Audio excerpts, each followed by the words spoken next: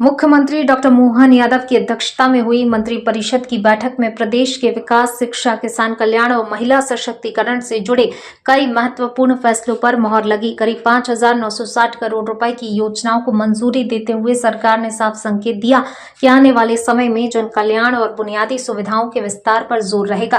Cabinet ने कन्या विवाह योजना को अगले 5 वर्षों तक जारी रखने, स्कूलों के उन्नयन और किसानों के लिए ब्याज मुक्त ऋण व्यवस्था जैसे अहम प्रस्तावों को मंजूरी दी है।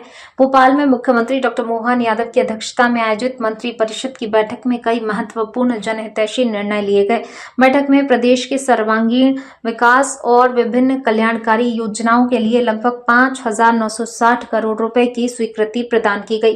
कैबिनेट ने मुख्यमंत्री कन्या विवाह एवं कल्याणी विवाह सहायता योजना को 2026 से अगले 5 वर्षों तक जारी रखने का निर्णय लिया।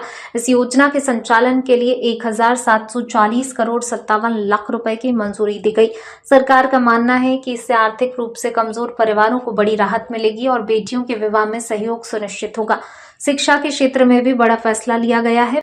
प्रदेश की 225 शासकीय माध्यमिक शालाओं को हाई स्कूल और 300 हाई स्कूलों को हायर सेकेंडरी स्कूल में उन्नत करने की सैद्धांतिक स्वीकृति दी गई है। इससे ग्रामीण और दूरस्थ क्षेत्रों के विद्यार्थियों को उच्च शिक्षा के बेहतर अवसर मिल सकेंगे। किसानों के हित में भी कैबिनेट ने अहम निर्णय लेते हुए 0% ब्याज दर पर मिलने वाले अल्पावधि फसल ऋण की नई शर्तों को मंजूरी दी है। इससे किसानों को खेती के लिए सस्ती वित्तीय सहायता उपलब्ध हो सकेगी। इसके अलावा शाजापुर जिले के शुजालपुर में नए शासकीय विधि महाविद्यालय की स्थापना को मंजूरी दी गई है। वहीं सार्वजनिक वितरण प्रणाली के परिवहन और कमीशन व्यय के लिए 3,580 करोड़ रुपए से अधिक की राशि स्वीकृत की गई है। जनजातीय क्षेत्रों के विकास को ध्यान में रखते हुए पीएम जनमन और धरती आबा जनजाति ग्राम उत्कर्ष अभियान के अंतर्गत विद्युतीकरण कार्यों के लिए राज्यांश उपलब्ध कराने का निर्णय लिया गया। सरकार का कहना है इन फैसलों से शिक्षा, महिला सशक्तिकरण, किसान कल्याण और गरीब हितैषी योजनाओं को नई गति मिलेगी तथा विकास का लाभ समाज के अंतिम व्यक्ति तक पहुंचाया जा सकेगा।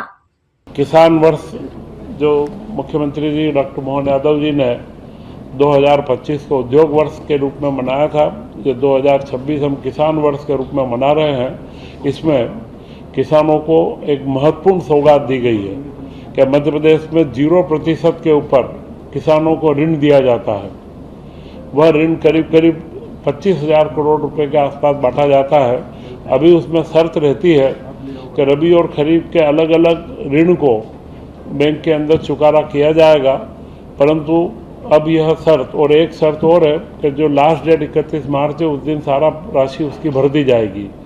अब इसमें एक बड़ा क्रांतिकारी परिवर्तन किया गया है कि यह ऋण साल भर के लिए दिया जाएगा। एक बार किसान लोन लेगा वह दोनों फसल के लिए रहेगा, बीच में उसको वापस जमा कराने की आवश्यकता नहीं रहेगी। और इसी के साथ में उसकी जो ड्यू डेट है, देयता की जो तारीख है, वह तारीख जिस दिन वो लोन लेगा उस दिन वह तारीख रहेगी। 31 मार्च की लास्ट डेट नहीं रहेगी। इससे जो अंतिम दिन का एक दबाव रहता था और कई शिकायतें आती थी, कई बार तारीखें बढ़ाना पड़ती थी। अब जब भी किसान लोन लेगा उसका 1 साल की ड्यू डेट रहेगी और उस डेट को रहेगा तो अपने अपनी सहूलियत के हिसाब से किसान अपने ऋण का चुकारा कर सकता है। यह एक बड़ी सारे किसान संघों की, अलग अलग संगठनों की मांग थी और यह निर्णय मुख्यमंत्री के निर्देशन में इस किसान वर्ष के ऊपर में किसानों को एक बहुत बड़ा लाभ और एक जो तनाव था उसे मुक्त करने का प्रयास किया गया और इस निर्णय को आज यहाँ पर पारित किया गया है।